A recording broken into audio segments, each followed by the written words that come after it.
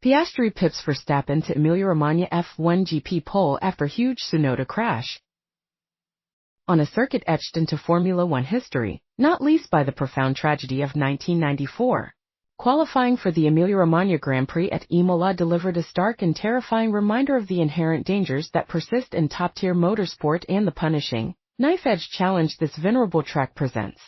The session, unfolding under intense pressure and scrutiny, saw pole position ultimately claimed by McLaren's Oscar Piastri, but only after proceedings had been red-flagged twice due to two significant and frightening accidents. The first involved Yuki Tsunoda of RB, and the second, Franco Colapinto, making his debut appearance for Alpine. Both incidents brought qualifying to a temporary halt, highlighting the unforgiving nature of the Autodromo Enzo e Dino Ferrari. Drama, from which both drivers remarkably emerged physically unhurt, was followed by an equally bruising blow of a different kind for the legions of passionate Ferrari fans gathered at their home race. Their hopes were dashed by the shock early exit of both their drivers, Charles Leclerc and Lewis Hamilton, the latter destined to join Ferrari next season, who qualified a deeply disappointing 11th and 12th respectively. Hamilton candidly described his feeling as devastated by the outcome. In the final moments of the qualifying hour, with tension at its peak, Piastri produced a truly blistering lap, demonstrating exceptional skill and the strong pace of the McLaren MCL38. This effort was just enough to pip Red Bull's reigning world champion Max Verstappen into second place by an infinitesimal margin of merely 0.03 of a second, securing his first pole position of the season. Mercedes' George Russell secured third position, while Piastri's McLaren teammate, Lando Norris, considered a title rival to Verstappen and a contender for pole himself, had to settle for a somewhat disappointing fourth place. Aston Martin's Fernando Alonso rounded out the top five in what proved to be a highly competitive and unpredictable session. It remains all but impossible at the Autodromo Enzo e Dino Ferrari to escape the poignant and ever-present legacy of the death of Ayrton Senna, the three-time world champion who was tragically killed here in an accident during the 1994 San Marino Grand Prix. That same devastating weekend also saw the death of Austrian driver Roland Ratzenberger a day prior during qualifying. Senna's national colors, the vibrant yellow and green of Brazil, still adorn parts of the town of Imola on the walk towards the circuit gates, a subtle but powerful tribute. His memorial, a simple evocative brass casting of the driver in contemplation, attracts huge crowds throughout the race weekend, becoming a place of pilgrimage flanked by countless flags left by adoring fans. The circuit underwent major, fundamental changes after that grim weekend in 1994 specifically for safety purposes. And the sport as a whole also adopted radical new procedures and implemented significant technological advancements that have proved extraordinarily successful in dramatically improving driver safety over the subsequent decades. Yet, despite these advancements, the fundamental challenge and unforgiving nature of some of these classic, old-school tracks remains.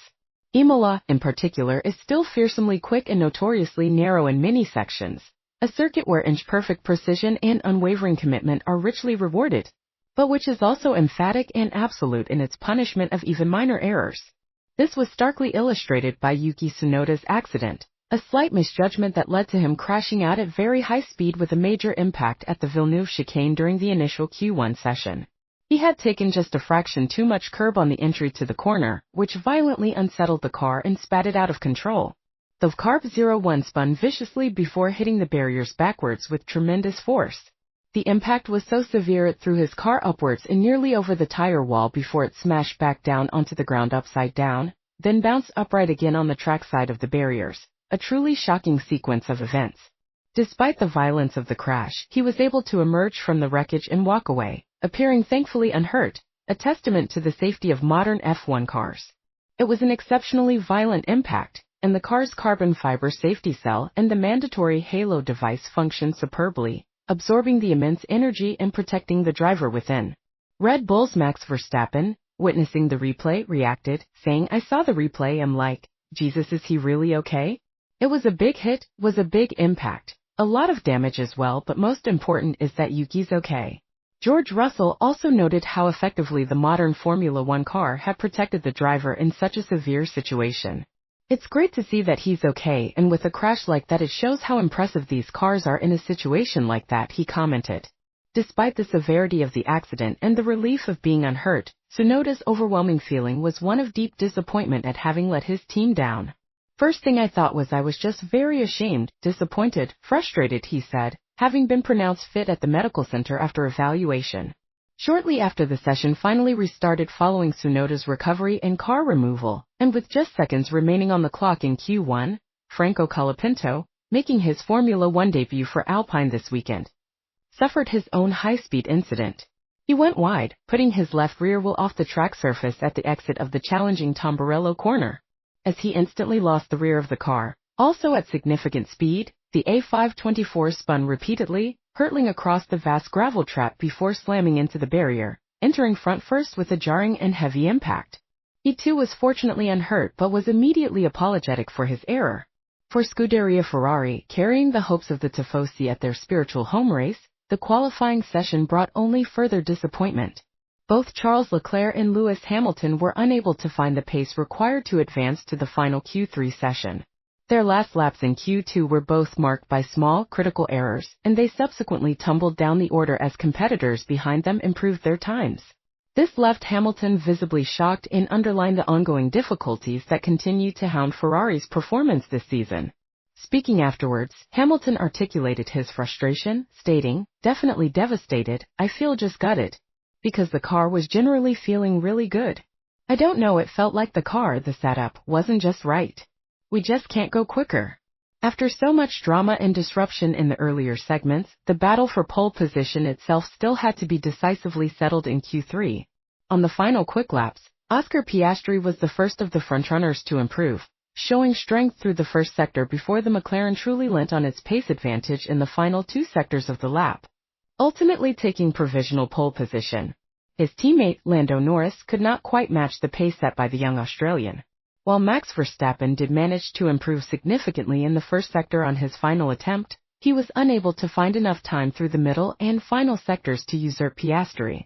Piastri secured pole by the slimmest of margins, just 0.03 of a second, with a time of 1 minute, 14.670 seconds. Despite his accident, Franco Colapinto had set a good enough lap time in Q1 before his crash to make it through to Q2, meaning he finished the session officially in 15th position. However, he has since received a one-place grid penalty for being released into the pit lane before the session had been officially restarted after Yuki Tsunoda's initial crash. Yuki Tsunoda, unable to set a representative lap after his crash, will start the race from the very back of the grid. Behind the top five, Carlos Sainz qualified in 6th place for Ferrari, with Alex Albon securing an excellent 7th position for Williams. Lance Stroll put his Aston Martin in 8th place, while the two RB cars of Isaac Hadjar and Pierre Gasly finished 9th and 10th respectively, giving the Italian-based team a strong showing before Tsunoda's penalty. Further down the order, Mercedes' highly rated junior driver Kimi Antonelli qualified in 13th place, with Gabriel Bortolito in 14th for Sauber. Liam Lawson finished 16th for RB, Nico Hülkenberg 17th for Sauber, and Esteban Ocon and Oliver Bearman were provisionally 18th and 19th for Haas. However, Bearman appeared to have made it through to Q2 in the final seconds of Q1 before the red flag for Tsunoda's crash, and his final lap time remains under review by the FIA stewards, potentially impacting the back of the grid order.